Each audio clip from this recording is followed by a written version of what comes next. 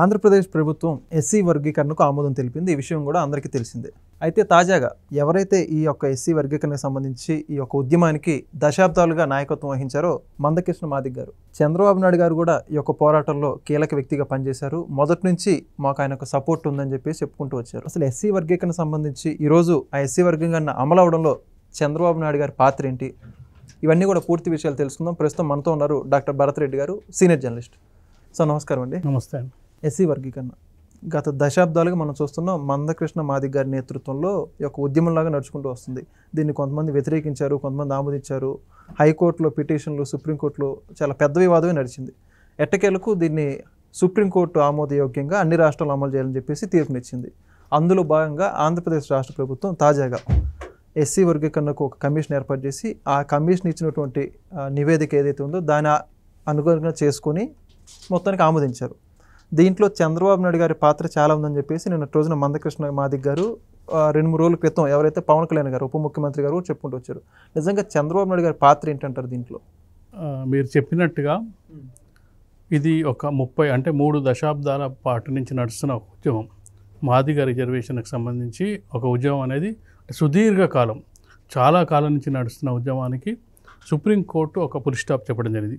ఈ మధ్య చాలా పరిణామాలు జరిగాయి, చాలా ఘర్షణలు జరిగాయి. దాన్ని ఆపడానికి ప్రయత్నం చేయడం జరిగింది.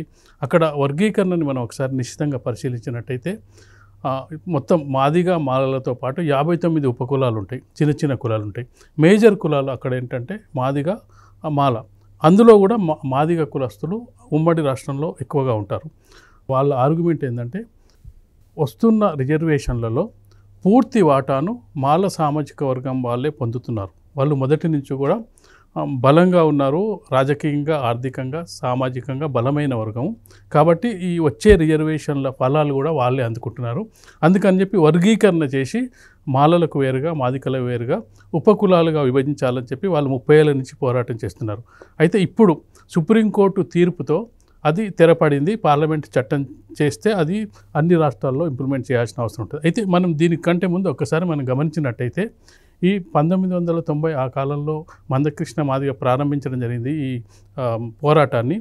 అయితే చాలామందికి తెలియని విషయం తెలిసి ఉండొచ్చు, కానీ 2000 సంవత్సరంలోనే ఉమ్మడి రాష్ట్రంలో చంద్రబాబు నాయుడు గారు సీఎంగా ఉన్నప్పుడు ఈ ఏబిసిడి వర్గీకరణ ద్వారా రిజర్వేషన్స్ కల్పించడం జరిగింది.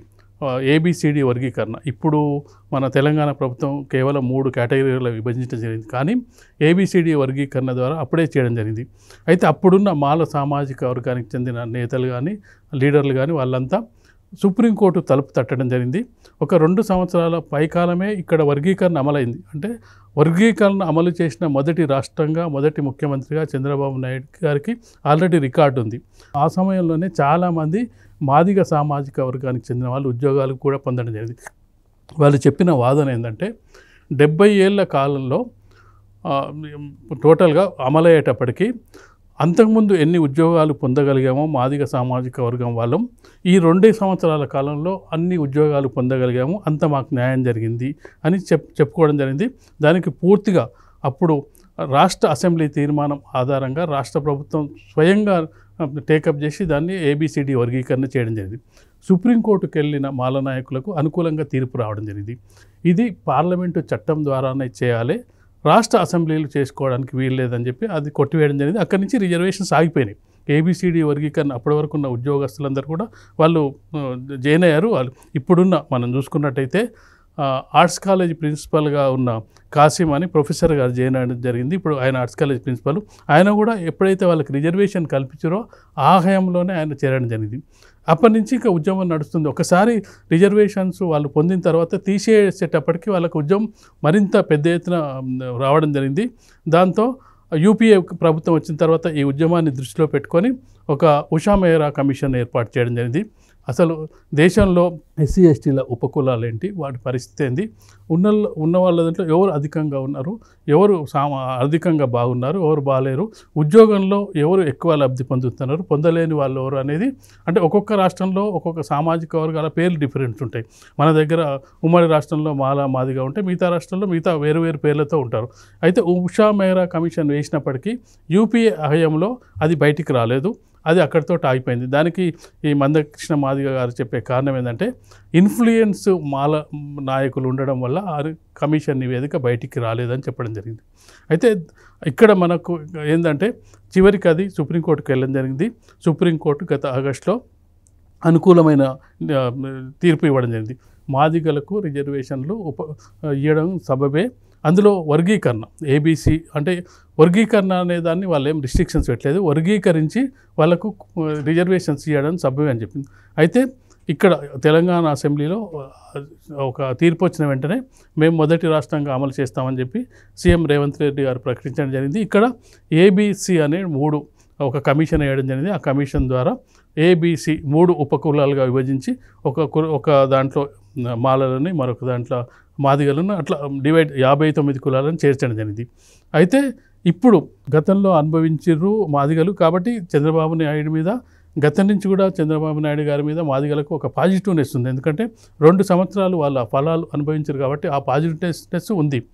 ఇక చంద్రబాబు నాయుడు గతంలో అమలు చేసి ఇప్పుడు అమలు చేయకుండా ఉండలేడు. ఎందుకంటే గతంలో కూడా ఆయనకు అనేక ఒత్తిడులు ఉన్నాయి. మాల సామాజిక వర్గం బలమైన సామాజిక వర్గం, నిజం చెప్పాలంటే రాజకీయంగా కానీ ఆర్థికంగా కానీ వాళ్ళ బలమైన సామాజిక వర్గం, కేంద్ర రాష్ట్ర ప్రభుత్వంలో కీలకంగా ఉన్న వ్యక్తులు వాళ్ళు. కాబట్టి ఖచ్చితంగా ఒత్తిడులు ఉన్నప్పటికీ 2 ఏళ్ల కాలం పాటు దాన్ని అమలు చేయడం జరిగింది.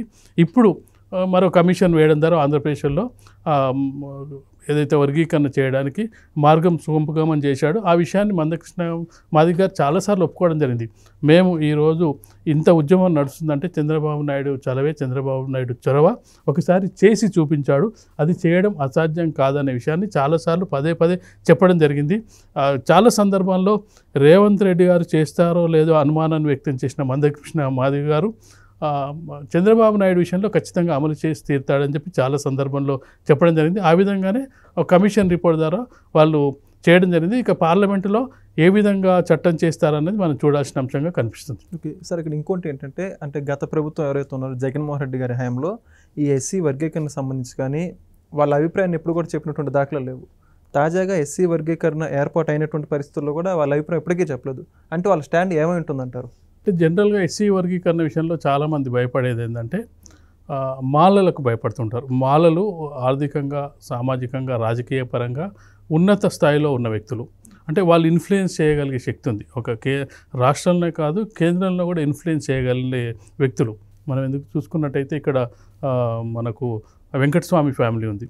వెంకటస్వామి ఫ్యామిలీ నెహ్రూ కుటుంబానికి, ఇందిరాగాంధీకి, అలాగే సోనియా గాంధీకి వీళ్ళందరికీ దగ్గర. వాళ్ళ పిల్లలు ఇప్పుడు వాళ్ళ 2 కొడుకులు, వెంకటస్వామి కొడుకులు వివేక్, వినోద్ 2 ఎమ్మెల్యేలుగా ఉన్నారు. వివేక్ కొడుకు ఇప్పుడు ఎంపీ అయ్యారు. అంటే ఈ విధంగా మనం రాష్ట్ర అసెంబ్లీ స్పీకర్ని తెలంగాణ చూసుకున్నా ఆయన మాల సామాజిక వర్గం. అంటే ఇలా చూసుకుంటే చాలామంది ఆల్రెడీ వాళ్ళకి వస్తున్న రిజర్వేషన్లని ఈ వర్గం వాళ్ళు అనుభవించారు. ఒక్క రాజకీయాల్లోనే కాదు, విద్య ఉద్యోగాల్లో కూడా వాళ్ళు అనుభవించడం జరిగింది. కాబట్టి వాళ్ళు ఆల్రెడీ కొంత స్థాయిలో ఎదగడం జరిగింది. ఆ ఎదగడం వల్ల ఏమైందంటే వాళ్ళు ఇన్ఫ్లుయెన్స్ చేయగలిగే శక్తి ఉన్నారు. ఈవెందో చంద్రబాబు నాయుడు గారిని కూడా ఇన్ఫ్లుయెన్స్ చేసినప్పటికీ అతను ఆ ఇన్ఫ్లుయెన్స్కు లొంగలేదు కాబట్టి అప్పుడు చేయగలిగారు. ఇప్పటికి కూడా జగన్మోహన్ రెడ్డికి కూడా అదే సమస్య.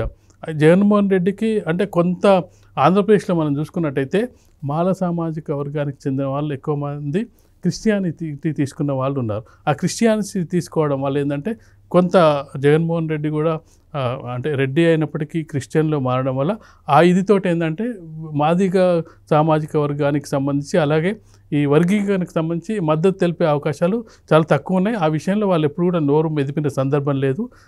ఈసారి అంటే వాళ్ళ అసెంబ్లీకే రావట్లేదు, వాళ్ళ అభిప్రాయం చెప్పట్లేదు. దాని మీద ఎలాంటి అభిప్రాయం గతంలో చెప్పలేదు, ఇప్పుడు కూడా చెప్పే పరిస్థితి అయితే కనిపించట్లేదు. Thank you. Please subscribe to Leo News for more videos.